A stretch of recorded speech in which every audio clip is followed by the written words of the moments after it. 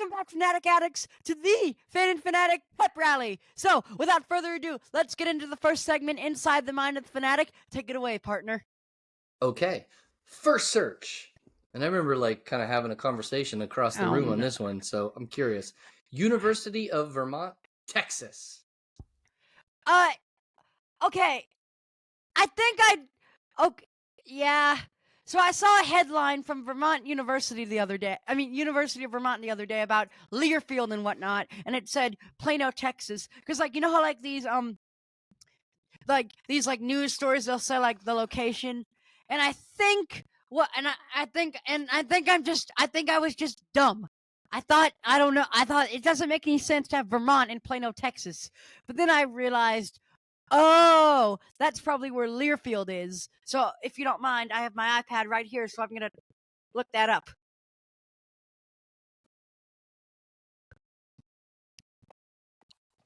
So there's no University of Vermont in Texas?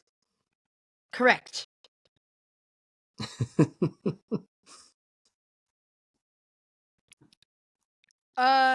Yes, I was right.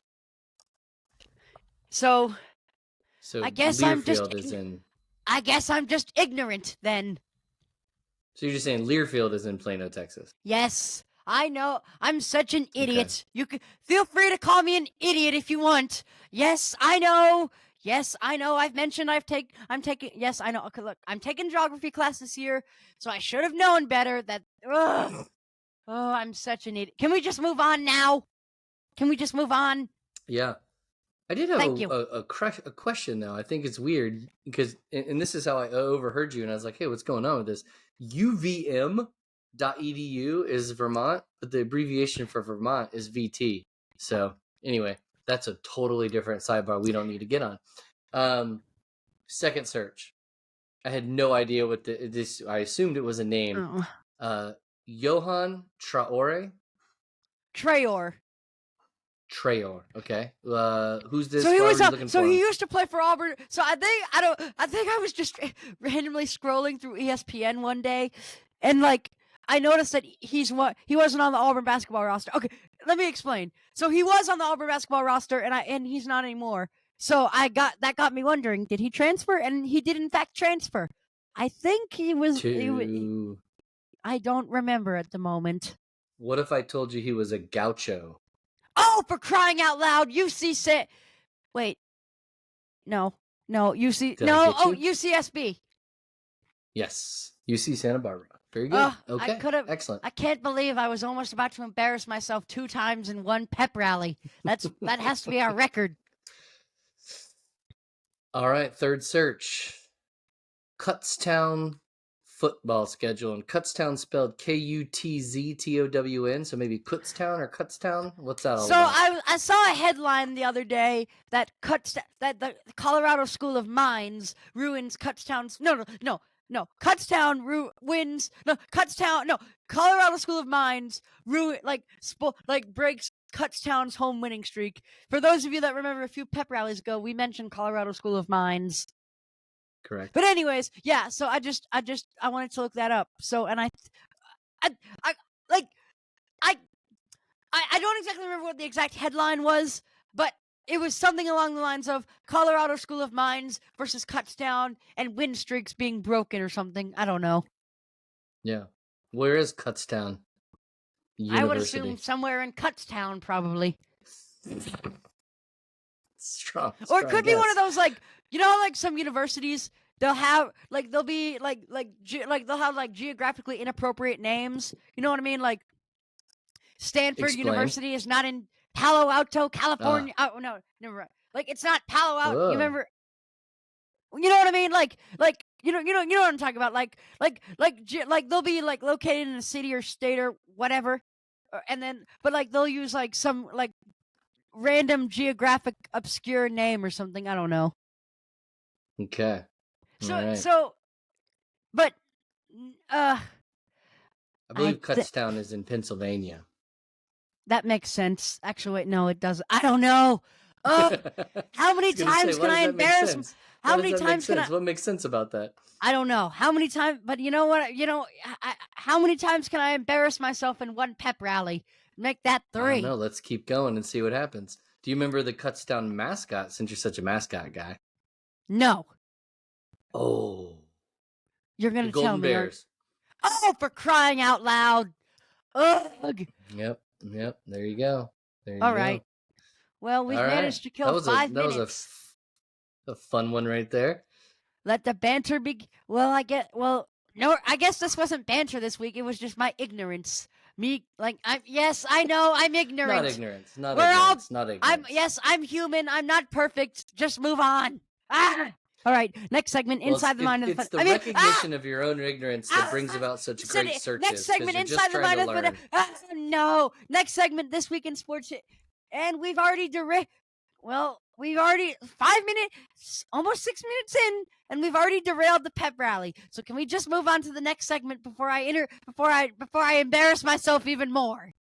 Yes. In 1983, this week in 1983, the Detroit Pistons. Detroit basketball. Shout out to John Mason. Thank John you. Mason. Detroit Pistons beat the Denver Nuggets. You ready for this score? 186 to 186 to 184. Yeah, 186 to 184. And I think that was the highest scoring game in NBA history. It's the highest scoring game in NBA history. That is exactly right. And this is probably the only time you would hear in the history books the NBA player Kiki Vandeweghe, as he put up 51 points. Unbelievable. Isaiah Thomas also had 47. You would think that that Wilt Chamberlain. Hold on, you would think that Wilt Chamberlain could have. I don't know. Surely, Wilt Chamberlain's 100-point game has to be like in the 160 somethings. I don't know. Perhaps. Or he could have just been the only person to score, for his team. Could have been. There's this high school player in Sweden who scored. Mm-hmm. So there's this high school game.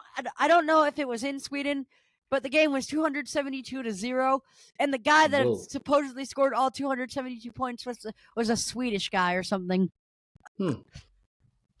Very interesting. Very interesting. Well, if you'd like to know, when Wilt Chamberlain scored 100 points, he was playing for the Philadelphia Warriors. And who now are the Golden State Warriors. They won 169 to 147, so he had 100 of the 169 points.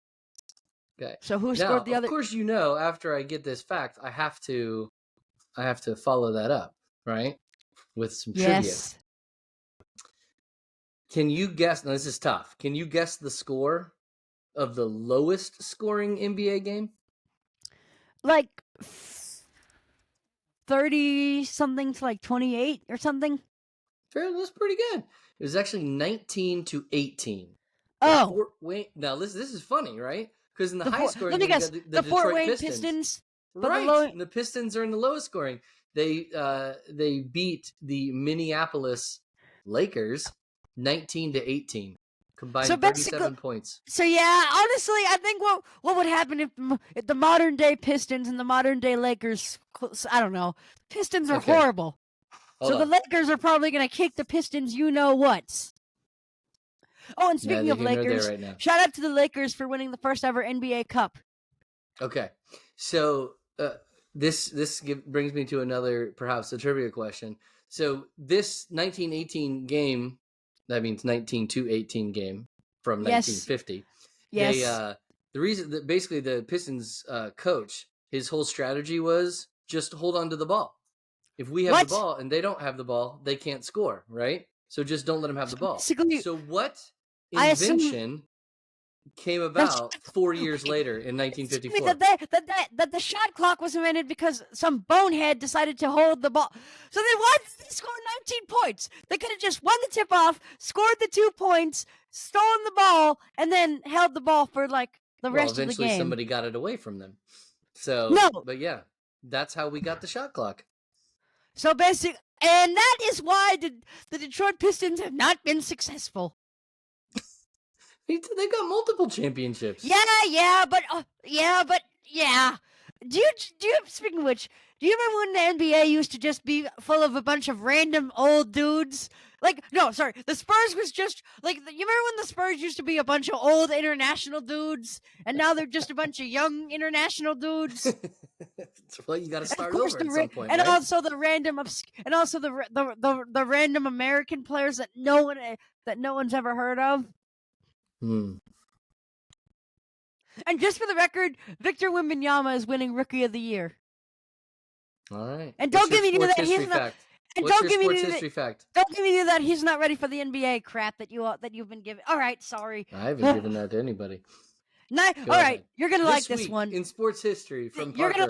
You're gonna like this one. This week back in 1993, the 59th Heisman Trophy winner. Hold on, wait. I'm not gonna say it. Can you guess who it is? Charlie Ward. How did you? Oh yeah. Oh, of course. Charlie Ward. And guess what? In 2000, the 60s, and then here's another trivia question. 7 years later, who was the 66th Heisman Trophy winner? Chris Winkie. How did you know? Barker, come on, man. I'm of course. All right. So, anyways, yeah.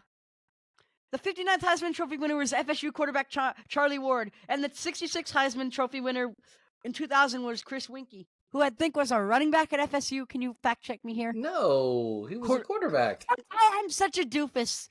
Yep. Yeah. How many? And he was like 27 years old because he played baseball and then came back with his remaining eligibility to play football at Florida State.